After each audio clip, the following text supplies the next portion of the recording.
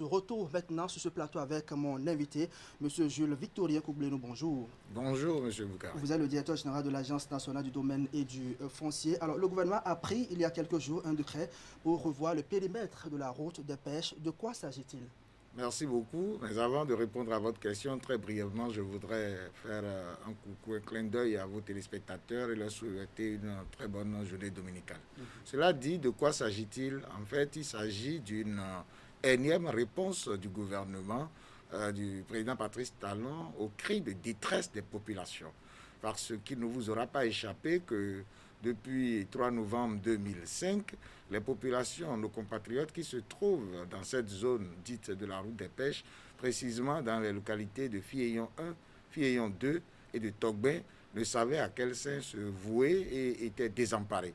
Désemparés en cela que c'est un périmètre dans lequel ils ont leur domicile, ils ont leur logement, ils ont acquis des parcelles et ne savaient comment faire pour procéder aux formalités d'obtention des actes de propriété.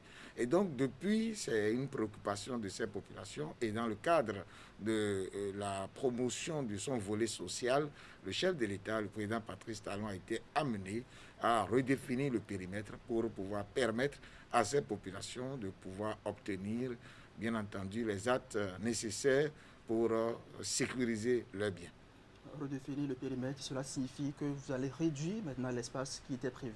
Effectivement, cela rentre en fait dans la démarche de départ du président Talon, qui est une démarche de rationalisation, de cohérence d'intervention pour le développement. Cohérence parce que auparavant, avant l'avènement du gouvernement de changement, bien entendu, et il était retenu que tout le périmètre devrait faire l'objet d'une expropriation intégrale. Intégrale, cela veut dire que tous ceux qui étaient sur le périmètre ou qui ont leurs biens dans le périmètre devraient faire l'objet d'expropriation. Le président Patrice Talon a estimé que c'est créer de tort aux populations qui étaient là et qui avaient élu domicile ou qui avaient leurs biens, de leur faire déguerpir des lieux si le site sur lequel ces populations se trouvent n'est pas visé par un projet du gouvernement. Et donc, par conséquent, il faut rentrer dans une rationalité qui postule que les périmètres qui doivent faire l'objet d'expropriation sont des périmètres sur lesquels le gouvernement a des visées de développement pour le bien-être de la communauté. Alors, Donc, le gouvernement a également décidé de créer des zones d'aménagement, donc territoriales concertées. Quel est l'objectif de ce projet?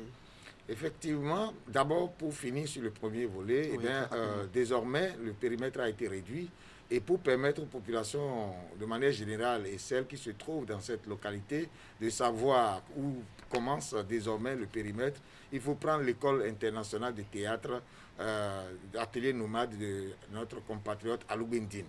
Donc tous ceux qui sont avant cette école ont aujourd'hui la possibilité de se faire formaliser leurs actes. En revanche, tous ceux qui sont après cette école sont compris dans le périmètre devant faire l'objet effectivement. Et là, je tombe sur votre question oui. de l'élaboration des plans de zonage pour créer des zones d'aménagement concertées et de cohérence. En fait, il s'agit de pouvoir tenir compte à la fois de la sensibilité de cette zone qui abrite les sites Ramsar. Les sites Ramsar sont des sites qui sont sous protection et qui sont suivis par les instances internationales, donc des organismes qui sont spécialisés dans la protection de l'environnement et de la protection des écosystèmes fragiles et surtout avec les mangroves qui sont dans ce périmètre. Deuxièmement, c'est de pouvoir permettre à ce que les zones à l'intérieur qui sont d'intérêt touristique puissent être identifiées pour pouvoir permettre d'y établir un plan d'aménagement cohérent et de façon participative, bien entendu, avec les élus locaux et les représentants des populations. Une dernière question très rapidement avant de vous laisser partir. Selon le compte rendu du Conseil des ministres, il sera procédé au dégel des demandes de titres fonciers en instance portant sur des parcelles de la zone déclassée. Quelles seront les éventuelles implications?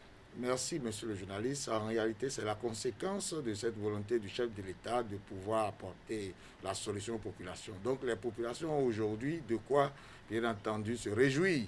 Et la conséquence, c'est que tous ceux qui sont situés dans le périmètre déclassé, toute cette catégorie de personnes peut, bien entendu, désormais introduire leur dossier de formalisation à la fois au niveau des élus locaux, des collectivités territoriales et au niveau de l'Agence nationale du domaine et du foncier pour pouvoir se faire établir, délivrer un titre foncier. Mais vous m'auriez permis d'apporter la précision que la logique d'aménagement voudrait que tous ceux qui sont situés à gauche de la route, pour faire terre à terre, pour que tout le monde comprenne, ne seront pas admis là. Parce que la logique d'aménagement voudrait, disais-je, que lorsque vous êtes sur la voie bitumée, donc l'infrastructure routière, la nouvelle, on est vu sur mer. Donc il n'y aura pas de construction entre l'infrastructure bitumée et la mer. Donc je voudrais que toutes les personnes qui sont situées là, à exception faite des populations de pêcheurs qui étaient là et dont le gouvernement se préoccupe des logiques d'aménagement et d'installation, exception faite de cette catégorie de personnes, les particuliers, les personnes privées ne pourront pas, bien entendu, ou les personnes de droit privé ne pourront pas s'installer dans ces zones.